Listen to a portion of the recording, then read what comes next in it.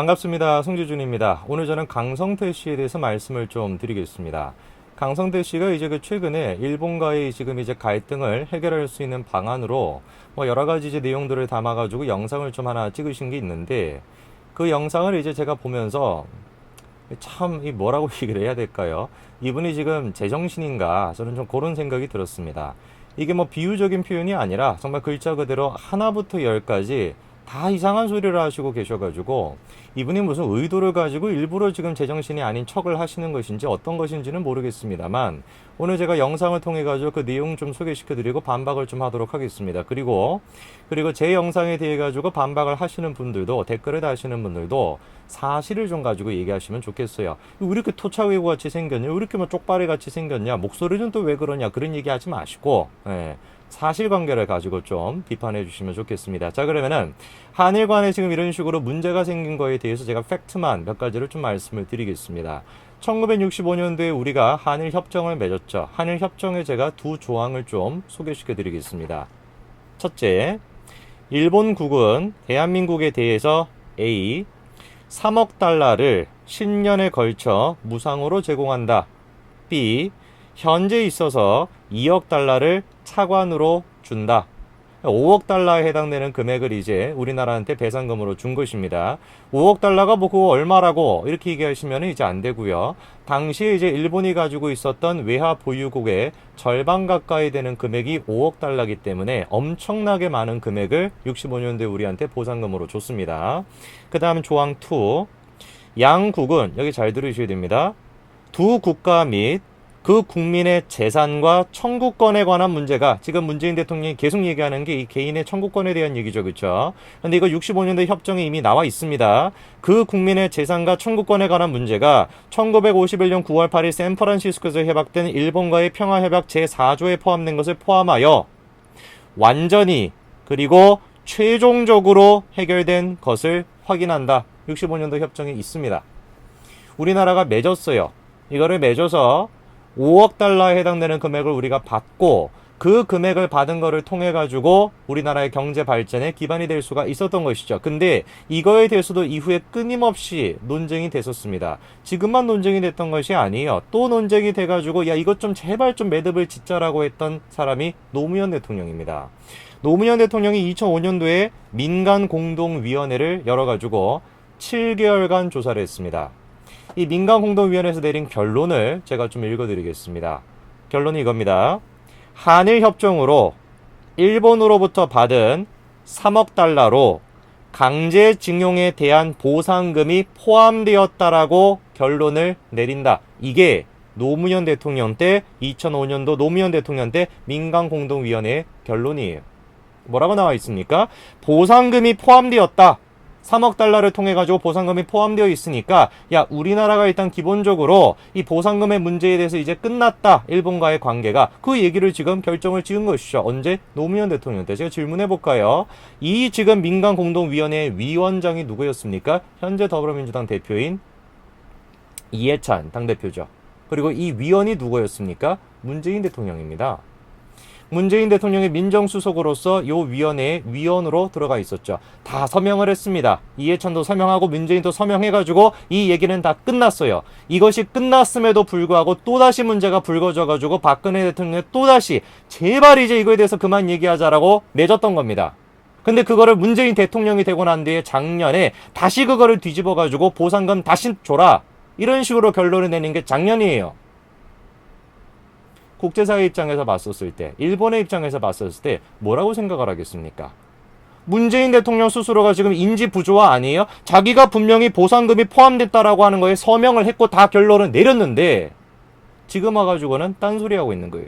그래서 일본이 지금 우리한테 하고 있는 대응책이 뭡니까? 10단계 가까이 된다라고 지금 밝혀져 있는 것 같은데, 그 대응책이 뭡니까? 우리나라한테 줬던 혜택을 주지 않겠다라는 것이고, 나아가서 같은 경우는 8월 15일까지 결정된다라고 알고 있는데 화이트리스트에서 빼겠다라는 거예요.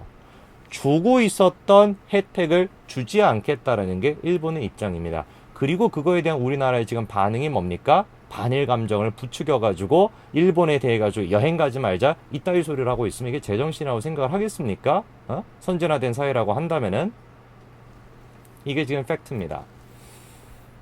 제가 이제 강성태 씨의 주장 한 5가지가 되는데 하나부터 10까지 마음에 안 드는데 5가지 정도를 제가 소개를 시켜드릴게요. 1번 이렇게 얘기하셨어요. 워딩 그대로입니다. 일본은 6.25 전쟁 덕분에 망했다가 살아난 국가예요. 남북이 죽을 때까지 싸워야지 평화가 있어서는 절대로 안 될 일이죠. 이게 지금 이게 제가 이거 비판을 할 거리가 됩니까? 뭐라고요?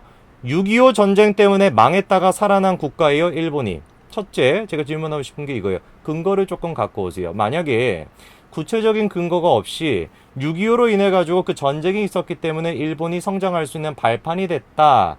요거까지는 그래요. 여러 가지 우리가 고민해 봤을 때 발판이 될 수 있었던 여지가 될 수는 있다라고 할지라도 6.25 전쟁 덕분에 망했다가 살아났다 이런 식으로 왜곡하시게 되면은 마치 이거는 식민지 근대화론에 대해서 같은 입장인 거 아닙니까? 우리가 식민지를 당하긴 당했지만 일본의 식민지를 통해 가지고 우리가 경제 발전하는데 도움이 된 적이 있어 라는 주장에 대해서 입에 거품을 물고 반대를 하시잖아요. 왜? 사실인데도 분명히 우리가 식민지를 통해 가지고 경제 발전했다라는 현실이 분명히 있음에도 불구하고 식민지 근대화론에서 우리가 반대하는 거 아니에요? 왜 반대하십니까? 그것만 가지고 경제 발전했다라고 볼 수가 없으니까 반대하는 거 아니에요? 그럼 강성대 씨 같은 경우는 6.25 전쟁 덕분에 일본이 망했다가 살아났다 이런 식으로 애들한테 얘기하시면 되겠습니까 이게? 그리고 설령 그것이 그렇다라고 할지라도 일본이 지금 현재 남북한이 죽어라 지금 싸우는 것이 자기한테 도움이 될 것이다. 6.25 덕분에 살아났으니까 얘네들 같은 경우는 남북이 죽을 때까지 싸워야 되는 것이지 평화가 있어서는 결코 안 돼. 이런 식으로 주장하신다라고 한다면 마치 미국이 1차 세계대전 때 미국이 무기 많이 팔아가지고 경제 발전에 도움이 됐으니까 미국도 지금 현재 끊임없이 유럽 국가가 평화가 없기를 바란다. 이렇게 주장하는 거랑 뭐가 다른 거예요? 말입니까? 지금 이게 뭡니까 도대체? 그리고 오히려 일본은 제가 이제 이것도 자본주의로서 말씀을 드리는 것인데 남북이 평화가 있기를 바라는 게 일본입니다. 아니 전 세계 모든 국가는 남북의 평화가 있기를 바래요. 왜? 전 세계에 있는 사람들이 전부 다 착한 사람이라서 일본이 너무 착한 사람들이기 때문에 평화를 바라는 걸까요? 아닙니다. 경제적인 이유 때문에 남북 간에 싸움이 없기를 바라는 것이죠. 이기적인 생각이지만 그 이기적인 생각 덕분에 이타적인 결과가 나오는 것이죠. 벌써 지금 몇백 년 전에 아담 스미스가 지적한 거 아닙니까? 일본이 지금 우리나라한테 어떤 식으로 투자를 하고 있냐? 제가 좀 말씀을 드릴게요. 일본은행이 우리나라한테 빌려준 돈이 18조입니다. 그리고 주식으로서 12조를 투자하고 있고 채권 형태로 10조를 일본이 우리나라한테 가지고 있습니다. 도합 합쳐가지고 몇십조에 가까운 돈을 우리나라한테 지금 투자를 한다라고 한다면 투자를 하고 있는 것인데 이런 상황 속에서 남북 간의 갈등이 있다라고 한다면 일본한테도 피해가 되겠죠. 그렇죠? 그래서 경제적인 이유 때문에 남북 간은 평화가 있기를 바라는 것이고 전 세계 모든 나라도 다 마찬가지입니다. 왜 전 세계가 평화를 바랄까요? 물론 이제 마음속에 있는 이타심도 있겠습니다만 그 이타심보다도 내가 지금 저 나라한테 투자하고 있는 이 금액이 저 나라가 싸움이 생기게 되면 발생할 수 있는 피해 그 피해 때문에 평화가 있기를 바라는 것이죠. 모두 각자가 이기심을 가지고 있는데 그 이기심의 결과가 이타심으로서 발현이 된다라는 것입니다. 그게 바로 자본주의 사회고 그게 바로 21세기 사회예요. 어떤 세계를 살고 있으신지는 모르겠습니다만. 둘째, 이런 얘기를 하십니다. 한국 관광객들의 일본 방문을 줄이면 한국이 취할 수 있는 다른 어떤 조치보다도 강력하다. KBS 김방희 기자님이 한 얘기다라고 하면서 그 얘기를 이제 인용하면서 자기도 이제 동감하듯이 얘기를 하시는데 제가 한번 질문해 볼게요. 중국이 우리나라한테 사드 보복으로서 관광 이거를 이제 막 제한하지 않았습니까? 그거는 어떻게 생각하세요? 중국이 우리나라가 사드를 배치한다라고 해가지고 우리나라 입장에서는 그것이 국방이나 아니면 우리의 안보에 당연히 타당한 행동이죠. 근데 그 타당한 행동에 대해 가지고 중국이 자기들 기분 나쁘다고 자기들한테 피해가 된다고 마음대로 그냥 해석해가지고 우리나라 안보다 우리나라 국익은 하나도 생각을 안 하고 우리나라에 대해서 관광하는 거를 제한하지 않았습니까? 그거는 어떻게 생각하세요? 그건 정당한 겁니까? 정당하지 않죠. 그렇죠? 당연히 정당하지 않기 때문에 우리가 WTO에 제소하려고도 생각도 했었는데 웬일인지는 모르겠지만 2017년도 9월 달에 문재인 대통령은 제소하는 걸 취소했죠. 이유는 이거였습니다. 한중 간의 어려운 문제에 대해서는 전략적 소통과 협력을 더욱 강화하며 해결해 나가고자 한다. 중국에 대해서는 해결해 나가고자 라고 했으면서 지금 2년 딱 지나고 난 뒤에 일본에 대해서 같은 경우는 죽을 놈 살 놈으로 지금 싸우고 있는 거예요. 누가 인지 부조할까요? 중국이 우리나라에 대해 가지고 그런 식으로 관광을 제한했다라는 거, 그거 문제가 되는 거죠. 마찬가지로 우리나라가 지금 일본에 대해서 관광을 하지 말자 이렇게 주장하는 것이 국제사회에서 봤을 때는 어떻게 생각을 할 것 같습니까? 이거는 철저하게 우리나라가 협약을 어긴 것이에요. 이미 제가 영상 시작할 때 말씀을 드리지 않았습니까? 철저하게 우리가 일방적으로 약속을 어긴 것이고, 거기에 대해서 일본은 경제적인 어떤 뭐 수출 금지 이런 거를 지금 하고 있는 것이 아니라 혜택을 주던 것을 혜택을 안 주겠다라는 것입니다. 혜택을 주던 거를 안 주겠다라는 게 일본의 지금 입장인 것이에요.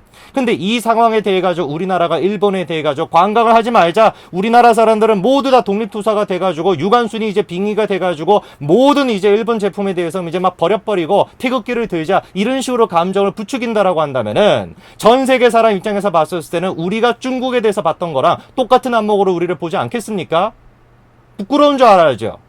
어디서 이런 소리를 하고 있어요? 세 번째 보니까 또 이런 얘기를 하십니다.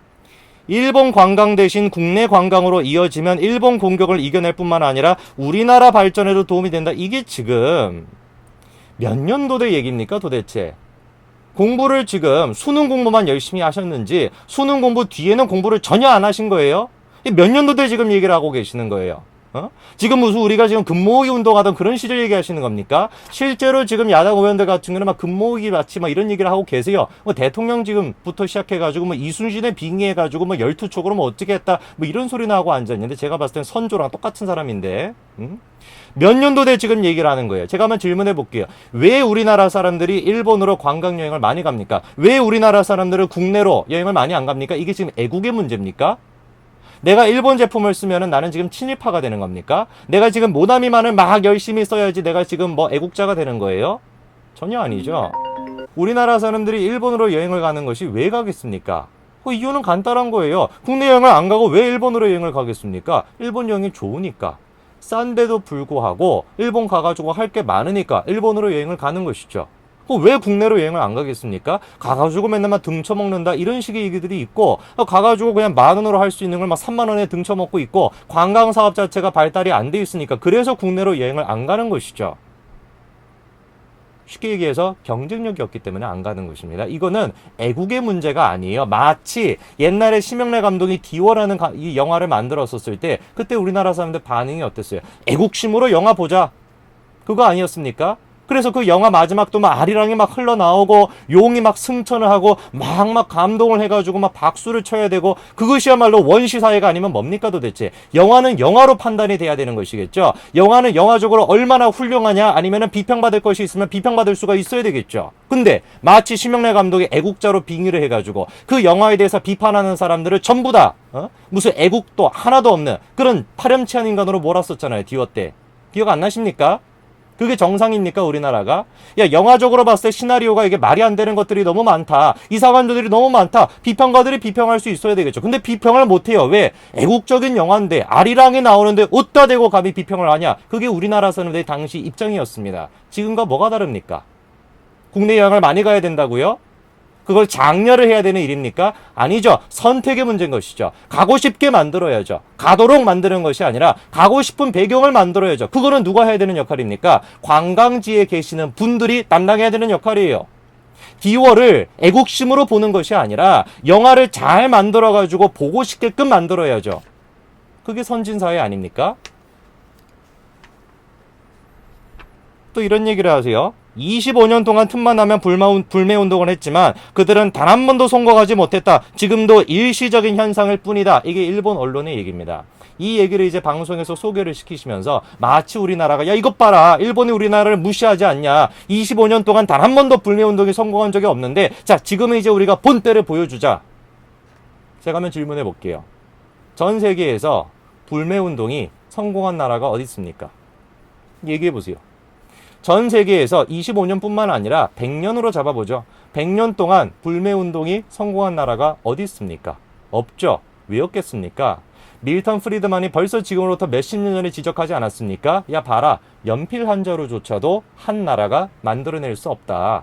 그게 지금 기본적인 세계화의 시절인 것입니다. 연필 한 자루조차도 한 나라가 만들어낼 수가 없어요. 그 간단한 연필조차도. 나무는 어디서 가져와야 되는 것이고 심은 어디서 가져와야 되는 것이고 고무는 어디서 가져와야 되는 것이고 절대로 한 나라가 연필 하나도 만들어낼 수가 없다라는 것이 지금 지구촌이라고 하는 현재 21세기 세계입니다. 강성태님. 그렇기 때문에 우리는 불매운동을 할 수가 없는 거예요. 왜? 이 고등어 한 마리조차도 이 지금 연필 한 자루조차도 온 세계가 다 얽히고 설켜 있는 것이 지금 현재 세계이기 때문에 절대로 한 나라에 대해서 우리가 불매운동을 한다라는 것 자체가 어불성설인 것입니다. 말이 안 되는 짓거리예요. 전 세계 어디에서 지금 불매운동을 합니까? 있네요. 있었죠. 국가적 차원에서 불매운동을 열심히 했던 나라가 있었죠. 어딥니까? 베네수엘라입니다. 미국 다 쫓아내자. 절대로 우리는 미국산 쓰지 말자. 미국 기업들 다 쫓아내버리고 다 국영화로 만들어버리자. 베네수엘라 어떻게 됐습니까? 베네수엘라 휴고 사베스가 항상 얘기했던 게 뭡니까? 자력갱신. 우리나라가 우리나라로 자립할 수 있어야 된다. 다 국영화 시켜버리고 미국 기업들 다 쫓아내버리고 세계화 기업들 다 쫓아내고 난 뒤에 꼬라지가 어떻게 됐습니까? 하나 또 있네요. 자력갱생 항상 외치는 나라 또 있네요. 어디가 있습니까? 북조선, 북한 있네요. 코 가서 사세요. 자력갱생을 원하시면은 코 가서 사세요. 거기는 맨날 외치는 게 자력갱생 아닙니까? 미제놈들 쫓아내자. 그게 맨날 지금 얘기하는 거 아닙니까? 일본 놈들 쫓아내자. 그게 지금 북한의 얘기예요. 지금 제가 영상을 또 최근 거를 보니까 북한 노동신문에 대해 가지고 인용하시면서 일본에 대해서 욕 잘한다. 그렇게 칭찬하시던데 북한 가서 사세요. 말이 되는 소리를 해야지. 방금 제가 말씀드렸던 그 자력갱생에 대한 얘기를 강성태 씨가 이렇게 얘기합니다. 경쟁력이 없으면 당하는 게 현실이다. 경쟁력은 국민에게서 나오는 것이다. 그래서 이렇게 갑자기 질문해요. 오늘 여러분들은 어제보다 나아지셨습니까? 강성태님 제가 제발 부탁드립니다. 책 좀 많이 읽으세요. 토마스 프리드만의 책도 조금 읽으시고 렉서스와 그 올리브 나무인가요? 그 책도 조금 읽으시고 밀턴 프리드만의 책도 조금 읽으세요. 수능 공부까지만 하지 마시고 그거 학부도 안 되는 거 아닙니까? 학부 공부도 부족한데 학부 되기 전까지의 그 수능 공부만 자꾸 신경을 쓰지 마시고 그 이후에 세상을 보는 안목도 키우세요. 자력갱생을 원하십니까? 일본 제품들 다 쫓아낼까요? 모든 것들 우리나라가 기본적으로 다 생산하길 원합니까? 베네수엘라로 가시고 북한으로 가세요. 불가능하다라는 겁니다. 연필 한 자루조차도 우리나라 혼자서 만들 수가 없는 게 세계화이기 때문에 제발 부탁드립니다. 정신 좀 차리시고 애들한테 잘못된 교육하지 마시기 바랍니다. 오늘까지 말씀드리겠습니다. 감사합니다.